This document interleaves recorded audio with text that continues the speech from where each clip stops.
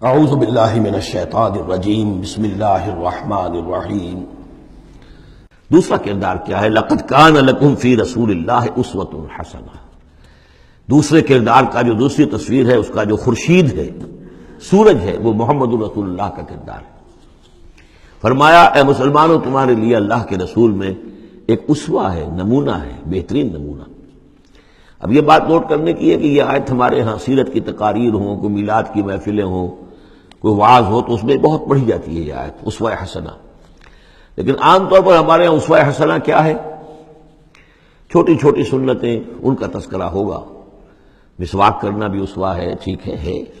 اسی طریقے سے اور سنتیں ہیں۔ مسجد میں داخل ہو تو داہنا پاؤں آگے آنا چاہیے، بایاں نہیں، ٹھیک ہے، ہونا چاہیے، ایک شخص کو کرنا چاہیے، اہتمام کرنا چاہیے، حضور کا یہی معمول تھا۔ یہ سب بھی اسوے میں شامل ہے۔ اصل اسوہ یہ ہے کفر کے مقابلے میں جان ہتھیلی پر رکھ کر میدان میں آنا، یہ ہے اسوہ۔ یہ اسوہ ہماری نگاہوں سے اوجھل۔ محمد رسول اللہ کا مثالی کردار کس اعتبار سے؟ جب بھوک تھی شدید، حضور کو بھی بھوک تھی اور فاقہ تھا۔ جب صحابہ نے آ کے شکایت کی کہ حضور ہم ناقابل برداشت ہو گئی ہے یہ بھوک، دیکھیے ہم نے اپنے پیٹوں پر پتھر باندھے ہوئے ہیں تاکہ یہ کہ معدے کو وہ جو ہنگر کنٹریکشنز ہوتی ہیں وہ نہ ہو، اس کو کم سے کم جھوٹا ہی صحیح ایک دلاسا ہو کہ کچھ بوجھ ہے میرے اوپر، وہ بوجھ چاہے پتھر کا ہو، کھانے کا نہ ہو۔ یہ سب پتھر باندھے ہوئے، کمر دوہری نہ ہو جائے ہماری۔ حضور نے اپنا کرتا اٹھا کے دکھایا، وہاں 2 پتھر بندھے ہوئے، اور اسی حال میں جب صحابہ کدالیں چلا رہے ہیں، کھود رہے ہیں، تو حضور جو ہے اپنے کندھے پر بڑے بڑے پتھر اٹھا کر لے جا کر اور باہر پھینک رہے ہیں۔ اسی میں آپ شریک ہیں پوری طریقے سے۔ یہ ہے اسوہ۔ ایسا نہیں تھا کہ بس حضور تو کہیں ایک جگہ بیٹھے ہوں اور خیمہ لگا ہو اور مورچھل چلے جا رہے ہوں، سمجھے آپ، اور سب ٹھنڈی چھاؤں آپ کو فراہم کی گئی ہو اور باقی سب لوگ جو اس کام میں لگے ہوئے ہیں۔ یہ اسوہ ہے محمد کا صلی اللہ علیہ وسلم۔ لقد کان لکم فی رسول اللہ اسوۃ حسنہ۔ اسی کو میں کہا کرتا ہوں جدید اصطلاح میں، ایک ہے میکرو اکنامکس اور ایک ہے مائکرو اکنامکس۔ تو مائکرو سنت کو تو لوگ جانتے ہیں، یہ سنت ہے، یہ سنت ہے، اس میں سے بعض کے بارے میں بڑے جھگڑے بھی ہیں، رفع یدین سنت ہے یا نہیں ہے، لیکن میں اس مسئلے پر نہیں جا رہا ہوں۔ لیکن میکرو سنت جو ہے، سب سے بڑی سنت جو ہے، وہ تو یہ ہے کہ وحی کے آغاز کے بعد سے لے کر 40 برس کی عمر کے بعد سے لے کر حضور نے ایک لحظہ، ایک منٹ معاش کی جد و جہد میں صرف نہیں کیا۔ پوری زندگی، پورا وقت، پوری توانائی، پوری قوت دعوت دین، اقامت دین، دین کی دعوت، دین کی اقامت، اسی میں لگائی۔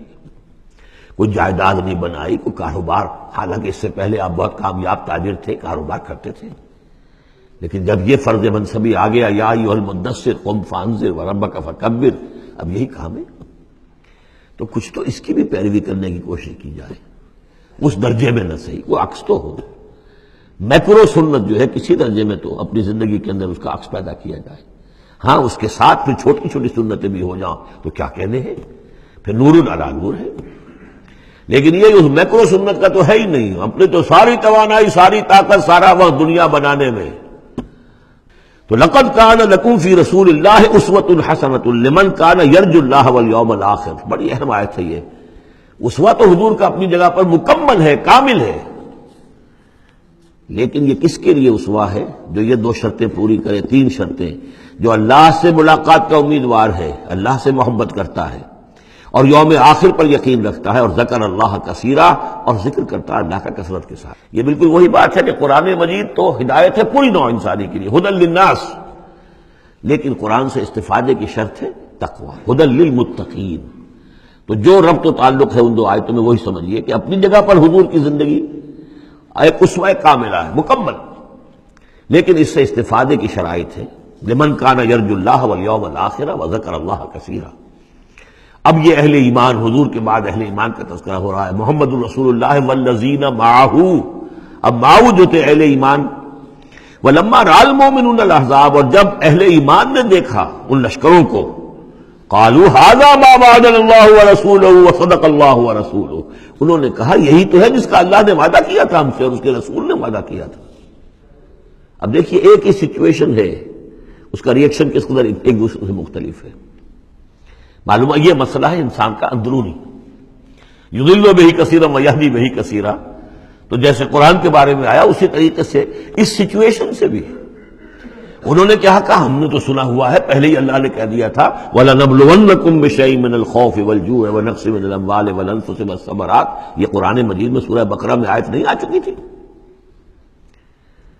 لَتُبْلَوُنَّ فِي أَمْوَالِكُمْ فِي أَنفُسِكُمْ وَأَمْوَالِكُمْ، یہ کیا سورہ آل عمران میں آیت نہیں آ چکی تھی؟ یہ تو چیزیں وہی تو ہے جس کا کہ ہم سے وعدہ کیا تھا۔ وَلَمَّا رَأَى الْمُؤْمِنُونَ الْأَحْزَابَ، جب دیکھا اہل ایمان نے ان احزاب کو، قَالُوا هَذَا مَا وَعَدَنَا اللَّهُ وَرَسُولُهُ وَصَدَقَ اللَّهُ وَرَسُولُهُ، اور بالکل صحیح کہا تھا اللہ نے بھی اور بالکل صحیح فرمایا تھا اس کے رسول نے بھی۔ وَمَا زَادَهُمْ إِلَّا إِيمَانًا وَتَسْلِيمًا، اور نہیں ہوا ان میں کسی شے کا اضافہ مگر ایمان اور تسلیم، ایمان کے ساتھ تسلیم، سر تسلیم خم، سر تسلیم خم ہے جو مزاج یار میں آئے، جو اللہ کی طرف سے فیصلہ ہے، جیسا کہ ہم پڑھ چکے ہیں سورہ توبہ میں، اگرچہ سورہ توبہ تو بہت بعد میں نازل ہوگی، ابھی 4 سال بعد میں اس سورہ مبارکہ کے وہ زمانہ نزول کے اعتبار سے، لیکن ہم تو پڑھ چکے ہیں۔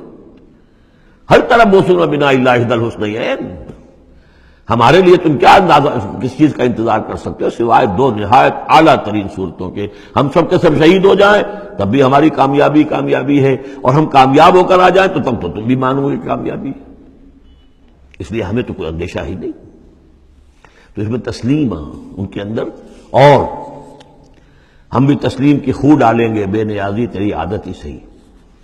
من المؤمنین رجال صدقوا ما عاہدوا اللہ علیہ، اہل ایمان میں وہ جمع مرد لوگ ہیں رضی اللہ تعالی عنہم وارضاہم اجمعین، صدقوا ما عاہدوا اللہ علیہ، جنہوں نے سچا کر دکھایا وہ عہد جو انہوں نے اللہ سے کیا تھا۔ انہوں نے کہا تھا وہ اپنی جان اور مال حاضر ہے، ہم جنت کے عوض یہ سب کچھ دینے کو تیار ہیں، انہوں نے وہ عہد پورا کر دیا۔ فَمِنْهُمْ مَنْ قَضَى نَحْبَهُ، ان میں سے وہ بھی ہیں جو اپنی نظر گزار چکے، نظر پیش کر چکے۔ کتنے ہی صحابہ تھے جو اس وقت تک جام شہادت نوش کر چکے تھے، سن 5 ہے یہ تو، سن 3 میں 70 صحابہ تو غزوہ احد کے اندر ہی شہید ہوئے۔ فَمِنْهُمْ مَنْ قَضَى نَحْبَهُ، ان میں وہ بھی ہیں کہ جو اپنی نظر پیش کر چکے۔ وَمِنْهُمْ مَنْ يَنْتَظِرُ، اور باقی جو ہے وہ منتظر ہے کہ کب وقت آئے۔ یہ تو ہم انتظار میں ہیں کہ کب اللہ تعالیٰ ہمیں بھی شہادت کا درجہ دے، ہماری بھی شہادت قبول فرما دے۔ وبال دوش ہے سر جس میں ناتواں پہ مگر لگا رکھا ہے تیرے خنجر و ثنا کے لیے، ہم تو اللہ منتظر ہیں کہ کب ہماری باری آ جائے۔ فَمِنْهُمْ مَنْ قَضَى نَحْبَهُ وَمِنْهُمْ مَنْ يَنْتَظِرُ وَمَا بَدَّلُوا تَبْدِيلًا، اور انہوں نے ہرگز تبدیلی کوئی نہیں کی جو انہوں نے عہد اللہ سے کیا، سرے بوس میں فرق نہیں آنے دیا۔ لِيَجْزِيَ اللَّهُ الصَّادِقِينَ بِصِدْقِهِمْ، تاکہ اللہ تعالیٰ سچوں کو ان کی سچائی کا پورا بدلہ دے۔ وَيُعَذِّبَ الْمُنَافِقِينَ إِن شَاءَ أَوْ يَتُوبَ عَلَيْهِمْ، اور ان منافقوں کو چاہے تو ان پر عذاب بھیج دے اور چاہے تو ابھی ان کی توبہ قبول کر لے، انہیں توبہ کا موقع دے دے۔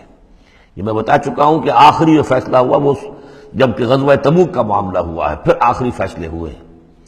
یا سورہ نساء جو ہے اس کے اندر بھی وہ آیت آ گئی تھی کہ فی الدرک الاسفل من النار، لیکن آخری چیز کہ اے نبی استغفر لہم او لا تستغفر لہم ان تستغفر لہم 70 مرۃ فلن یغفر اللہ لہم، کہ اب آپ ان منافقوں کے لیے استغفار کریں یا نہ کریں، اگر 70 مرتبہ بھی استغفار کریں گے تب بھی اللہ ان کو معاف نہیں فرمائے گا۔ ان اللہ کان غفور الرحیم، یقینا اللہ غفور الرحیم ہے۔ ورد اللہ الذین کفروا، اللہ نے لوٹا دیا ان کافروں کو جو چڑھ کر آئے تھے بڑے شان و شوکت کے ساتھ، وہ پورے لشکر جو ہے سب چلے گئے بغیظہم، وہ اپنے غصے کو ساتھ ہی لے گئے۔ وہ غصہ جو ہے وہ نکالے بغیر، یا تو کوئی جنگ ہوتی، کچھ وہ قتل عام کرتے تو کچھ غصہ ان کا نکلتا، اللہ نے ان کو ان کے غصے کے ساتھ ہی واپس کر دیا۔ ورد اللہ الذین کفروا بغیظہم لم ینالوا خیرا، انہیں کوئی خیر حاصل نہ ہو سکا، کوئی فتح ہوتی، کوئی کارنامہ سر انجام دیا ہوتا، کچھ نہیں۔ وکفى اللہ المؤمنین القتال، اور اللہ کافی رہا اہل ایمان کی طرف سے قتال کے لیے۔ اہل ایمان کو تو جنگ کی نوبت ہی نہیں آئی، کھلی جنگ تو ہوئی نہیں، اللہ نے خود ہی آندھی بھیج کر اور جو بھی اپنی خفیہ تدابیر ہیں، جو بھی اپنی مدد تھی فرشتوں کے ذریعے سے، اللہ تعالیٰ نے گویا کہ اہل ایمان کو اس امتحان میں سے تو گزار دیا، باقی یہ کہ کوئی غضب نہیں پہنچنے دیا۔ وَكَانَ اللَّهُ قَوِيًّا عَزِيزًا، اور یقیناً اللہ تعالیٰ قوی اور عزیز ہے، زبردست ہے، قوت والا ہے۔ وَأَنزَلَ الَّذِينَ ظَاهَرُوهُمْ، اب یہ دوسرا ہے، اس کا جو ضمیمہ ہے غزوہ احزاب کا، وہ غزوہ بنی قریظہ ہے۔ روایات میں آتا ہے کہ حضور نے غزوہ جب یہ لشکر چلے گئے، غزوہ احزاب ختم ہو گیا، تو آ کر واپس گھر آ کر اپنے ہتھیار وغیرہ اتارے، زرہ اتاری، تو حضرت جبرائیل آئے کہ آپ نے ہتھیار اتار دی، ہم نے تو ابھی اتارے نہیں ہیں، ابھی بنو قریظہ کو کیفر کردار تک پہنچانا ہے، انہوں نے جو غداری کی اس موقع پر اپنے عہد کو توڑا ہے، اس کی سزا انہیں دینی ہے۔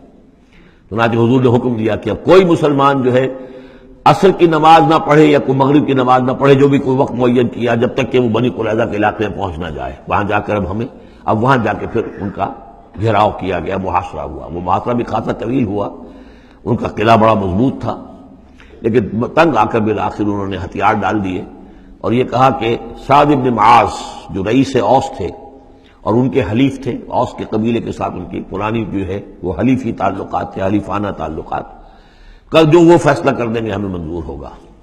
تو حضرت سعد بن معاذ رضی اللہ تعالیٰ عنہ، جو تورات میں فیصلہ لکھا ہوا ہے بد عہدی کا کہ قوم اگر تمہارے ساتھ بد عہدی کرے اور اس کے بعد اللہ تمہیں اس پر فتح دے دے تو کیا کرو، اس کے مطابق فیصلہ سنایا کہ ان کے جتنے جوان ہیں اس قبیلے کے جو جنگ کرنے کے قابل ہیں ان کو قتل کر دیا جائے، اور باقی جو ان کے بوڑھے ہوں یا اور ہوں، مرد ہوں، بچے ہوں، عورتیں ہوں، ان کو جو ہے غلام بنا لیا جائے، ان کا سارا مال ضبط ہو جائے گا۔ تو بدترین سزا جو ہے ان تین قبیلوں میں سے، جن میں سے ایک قبیلہ تھا بنی قینقاع کا، ایک تھا بنو نضیر، یہ دونوں تو صرف جلا وطن ہوئے، لیکن بدترین سزا پھر ان کو دی گئی ہے۔ وَأَنزَلَ الَّذِينَ ظَاهَرُوهُم مِّنْ أَهْلِ الْكِتَابِ، اور اللہ نے اتار لیا ان کو کہ جنہوں نے گٹھ جوڑ کیا تھا ان کے ساتھ، کافروں کے ساتھ، مشرکین کے ساتھ، اہل کتاب میں سے، من صیاصیہم، ان کے قلعوں سے، قلعوں میں تو تھے، گڑھیاں تھیں ان کی، لیکن اس سے پھر اتر آئے، ہتھیار ڈال دیے۔ وَقَذَفَ فِي قُلُوبِهِمُ الرُّعْبَ، اور اللہ نے ان کے دلوں میں رعب ڈال دیا۔ فَرِيقًا تَقْتُلُونَ، تو اب تم ان میں سے کچھ کو تم قتل کر رہے ہو، وَتَأْسِرُونَ فَرِيقًا، اور کچھ کو تم نے اسیر بنا لیا ہے اور قیدی بنا لیا ہے حضرت سعد بن معاذ کے فیصلے کے مطابق۔ وَأَوْرَثَكُمْ أَرْضَهُمْ وَدِيَارَهُمْ، اللہ نے تمہیں وارث بنا دیا ان کی زمینوں کا بھی اور ان کے مکانوں کا، گھروں کا، ان کے قلعوں کا، وَأَمْوَالَهُمْ، اور ان کے اموال کا، وَأَرْضًا لَّن تَطَئُوهَا، اور ابھی بہت سی زمینیں ہیں جن پہ ابھی تمہارے قدم نہیں گئے، اللہ تعالیٰ تمہیں وہ دے گا۔ چنانچہ اس کے بعد اللہ نے فتح دینی جو شروع کی ہے۔